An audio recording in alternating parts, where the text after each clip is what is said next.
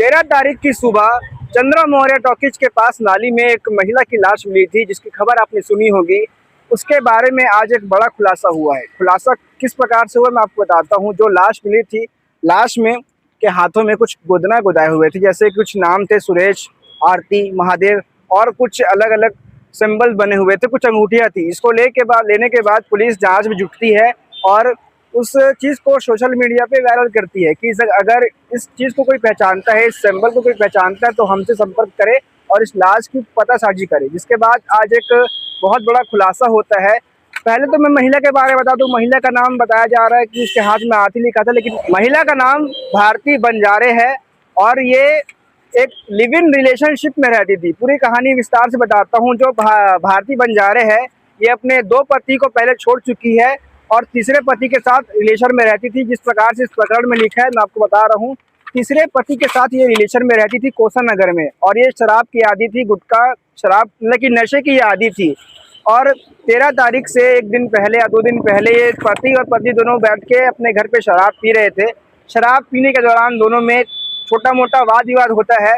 इसको लेने जो वाद विवाद के बाद पति जो है वो भारती पे एक थप्पड़ मार देता है, चाटा मार देता है। उसके बाद भारती भी उसको पलटवार करती है। उसके बाद जो पति है वो भी नशे में था, वो पत्नी का गला पकड़ के दीवार पे मार देता है, जिसके बाद सर पे चोट लगने से उस औरत की मौत हो जाती है।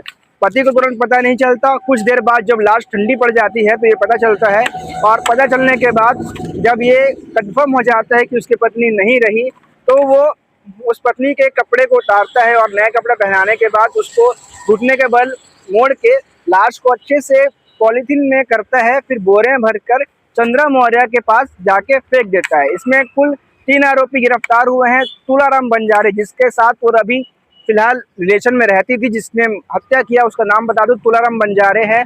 उसका एक भाई और एक साथी, मतलब टोटल 3 लोग इसमें शामिल थे हत्या करके उसको ठिकाने लगाने के मामले को लेकर।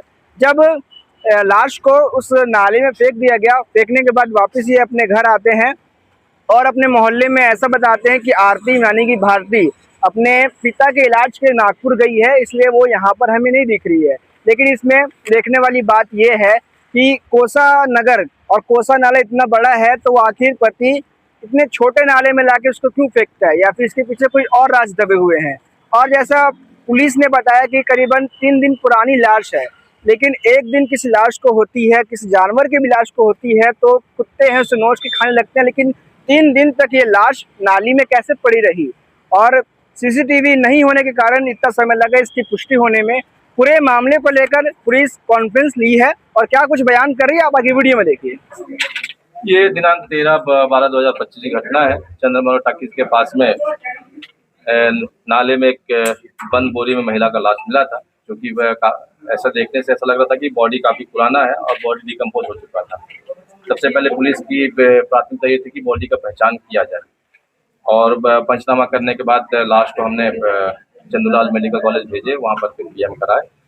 और सोशल मीडिया, पेपर और यूट्यूब के माध्यम से हमने जब इनको वायरल करने का प्रयास किया, तो उसके परिवार में उसकी जो भाभी है, मृतिका की भाभी, उसके हाथ में जो गोदना था, आरती, सुरेश, लखन और महादेव का गोदना, उसको देख के पहचानने के बाद थाना सुपेला में रिपोर्ट करने आई। तो फिर हमने उससे पूछताछ करने पर यह पता चला कि उसका जो एक पति है, जो लिव इन रिलेशनशिप में रह रहे थे, तुलाराम बंजारे, उससे हमने पूछताछ किया। पूछताछ करने पर शुरू में टाल मटोल करते रहा। बाद में फिर पुलिस हिकमत अमनी से जब पूछताछ किया तो उसने बताया कि हाँ, मैंने घटना को अंजाम दिया है और लाश को ठिकाने लगाने के लिए अपना भाई गोवर्धन और शक्ति का सहयोग लेकर मौर्य टॉकीज के पास नाले में फेंक दिया। क्या वजह थी उसका? चूंकि जो महिला था वो शराब पीने का आदी थे और घर में आए दिन झगड़ा होते रहता था और मोहल्ले में झगड़ा करती थी। इससे परेशान होकर, क्योंकि उसका आदमी का वहाँ पर इमेज खराब हो रहा था, इस कारण उसको मार दिया गया। उस रात को क्या हुआ था सर, किस तरीके से उसकी हत्या की?